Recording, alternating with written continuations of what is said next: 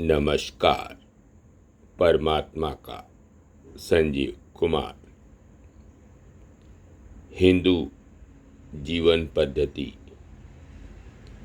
इस अद्वितीय पुस्तक के रचनाकार हैं डॉक्टर कामेश्वर उपाध्याय। इस पुस्तक के महत्वपूर्ण और उपयोगी अंश को संक्षेप में प्रस्तुत करने का प्रयास कर रहा हूँ। इस सृष्टि समुद्र में करोड़ों जातियां डूबी पड़ी रहती हैं। जातियों में पैदा होना पूर्व जीवन के कर्मों के परिणाम से बंधा है। जात कर्म, नामकरण, उपनयन आदि संस्कार से संस्कारित जन भी अपकर्म करने लगते हैं और नीच स्थिति में उत्पन्न होकर भी ब्राह्मणत्व प्राप्ति के अनेक उदाहरण प्राप्त होते हैं। जैसे महर्षि व्यास ने केवट स्त्री सत्यवती से उत्पन्न होकर भी ब्रह्मर्षि पद को प्राप्त किया। सुक तोति से उत्पन्न सुखदेव मुनि ने जन्मना वैराग्य प्राप्त किया। उल्लुकी के गर्भ से उत्पन्न महर्षि कणाद ने ब्रह्म विद्या को प्राप्त किया। मृगी से श्रृंगी ऋषि ने जन्म ग्रहण कर ब्राह्मणत्व को प्राप्त किया। लावा पक्षी से मंदपाल ऋषि, मेढकी से मांडव्य ऋषि ने शरीर ग्रहण किया। अर्थात इस जीवन में शरीर से केवल तपस्या से ही ब्राह्मणत्व प्राप्त किया जा सकता है। देह और आत्मा का सम्यक उपयोग कर सर्वोच्च लक्ष्य अर्थात मोक्ष को प्राप्त कर लेना हिंदू जीवन पद्धति की मूल प्रवृत्ति है। देह के बिना आत्मा अदृश्य है और आत्मा के बिना शरीर शव है। मनुष्य बिल्कुल मध्य में है। अगर वह तप करता है तो दिव्य बनता है और अधिक तप करने पर दिव्य बनता है। किंतु यदि वह कुकृत्य करता है तो अधोगामी होता है, चांडाल बनता है और अत्यधिक कुकृत्य करने पर राक्षस बन जाता है।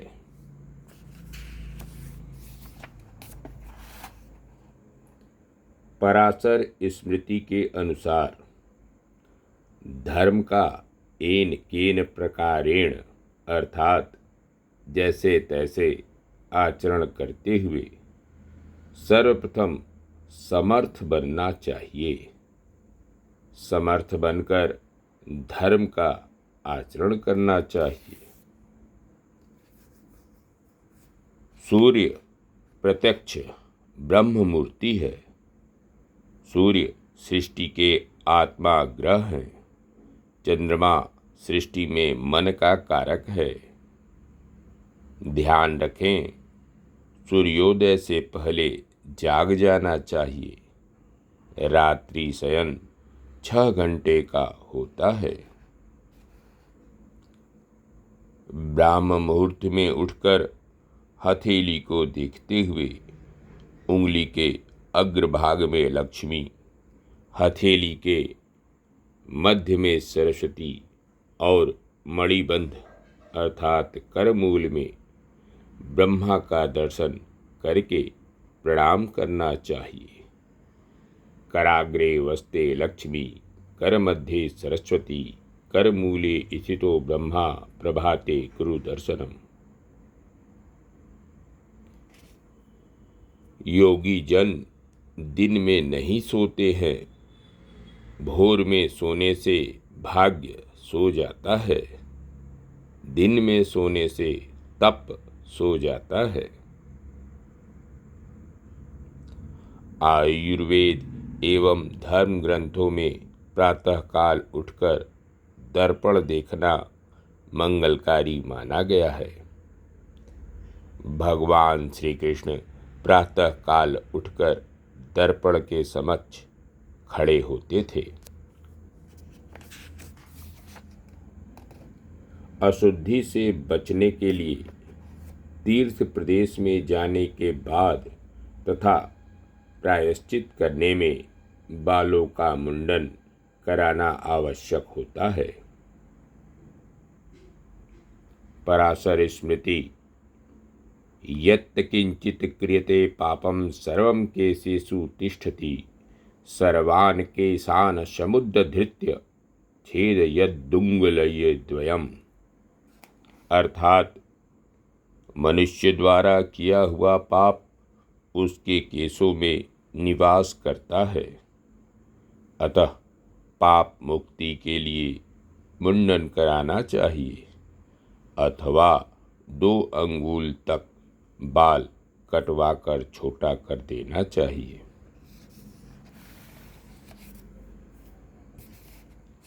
सफ़ेद तिलक लगाने से देव कार्य में सफलता मिलती है। पीला तिलक लगाने से धन की वृद्धि होती है। श्याम तिलक लगाने से उपद्रव की शांति होती है तथा लाल तिलक लगाने से अन्य जनों का वशीकरण होता है। कर्मजा ही शरीरेषु रोगाः शरीरमानसाः शरा इव पतन्तिः विमुखा दृढ़ निविभिः। चरक संहिता की व्याख्या में श्री चक्रपाणि दत्त ने लिखा है कि शारीरिक रोग कुष्ठ आदि है, मानसिक रोग काम आदि है और शरीर मन दोनों से उत्पन्न रोग उन्माद होता है। शरीर की रक्षा संसार की सभी वस्तुओं को समर्पित करके करनी चाहिए। शरीर का पालन पोषण विश्व का सर्वाधिक पुनीत कर्तव्य है। सर्वमन्यत परित्यज्य शरीरमनुपालयेत तद्भावे ही भावना सर्वाभाव शरीरम। चरक संहिता।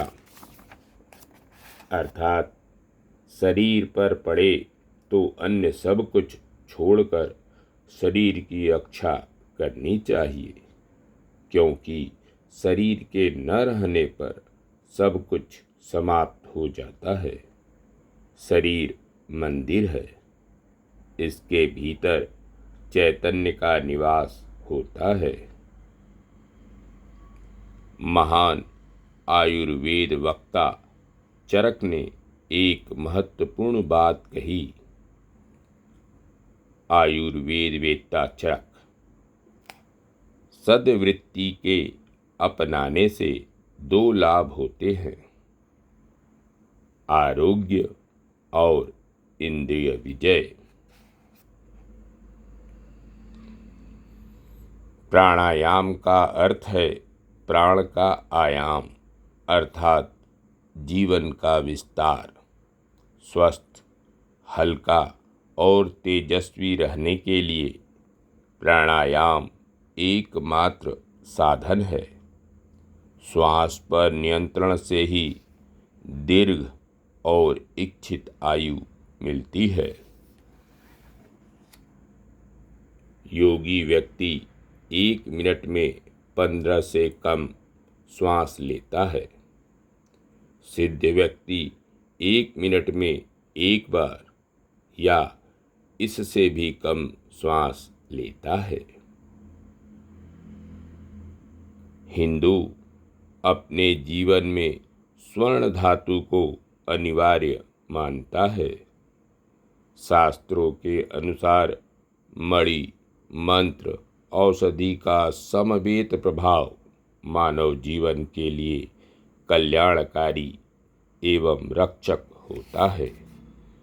अचिन्त्यस्तु प्रभावो भवति मणि मंत्रोषधि नाम। अथर्ववेद में शंख को रक्षक, बुद्धिशोधक तथा विश्वभेषज कहा गया है। यह सभी प्रकार के कुविचारों से रक्षा करता है। शंख दीर्घायुवर्धक मणि का काम करता है। इसे बजाने से शरीर, मन, बुद्धि, अहं तत्व तथा चित्त विशुद्ध एवं स्वस्थ रहता है। इसमें स्वर्ण तत्व रहने के कारण बजाने वाले को तेज एवं दीर्घायु की प्राप्ति होती है। शंख जहाँ विष्णु को प्रिय है, वहीं शिव, सूर्य, गणेश को शंख प्रिय नहीं है। वैदिक काल से लेकर आज तक यह धारणा बनी हुई है कि स्वर्ण अग्नि का उत्पाद है। यदि स्वर्ण पृथ्वी का उत्पाद होता तो इसमें सुगंधि अवश्य होती। भारतीय वैदिक मास। नाम, प्रसिद्ध पर्व त्योहार, अंग्रेजी माह और प्रसिद्ध नक्षत्र। पहला चैत्र, श्री रामनवमी, वेदारंभ, मधुमास, अप्रैल, नक्षत्र चित्रा। वैशाख, इसमें बुद्ध पूर्णिमा, शंकराचार्य जयंती, अक्षय तृतीया। मई, नक्षत्र विशाखा। ज्येष्ठ, इसमें गंगा दशहरा, निर्जला एकादशी। जून, नक्षत्र ज्येष्ठा। आषाढ़, रथ यात्रा, गुरु पूर्णिमा, व्यास पूजा। जुलाई, पूषाढ़। श्रावण, रक्षाबंधन, वैदिक श्रावणी कर्म, अगस्त, श्रवण। भाद्रपद, श्री कृष्ण जन्माष्टमी, अनंत चतुर्दशी। सितंबर, भू भाद्रपद। सातवां अश्विन मास, पितृपक्ष, नवरात्रि, शरत पूर्णिमा। अक्टूबर, नक्षत्र अश्विन। कार्तिक, हरि प्रबोधनी एकादशी, देव दीपावली। नवंबर, नक्षत्र कृत्तिका। मार्गशीर्ष, स्कंद एवं चंपाष्ठी, गीता जयंती। दिसंबर, नक्षत्र मृगशीर्ष।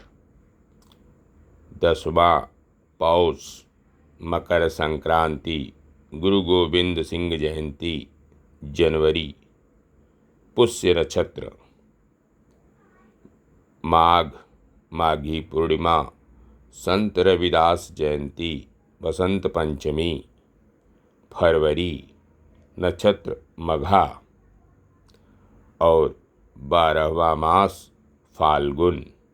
इसमें महाशिवरात्रि, होली, वसंतोत्सव पड़ता है। अंग्रेजी माह मार्च और प्रमुख नक्षत्र उत्तर फाल्गुनी। नमस्कार। परमात्मा का संजीव कुमार।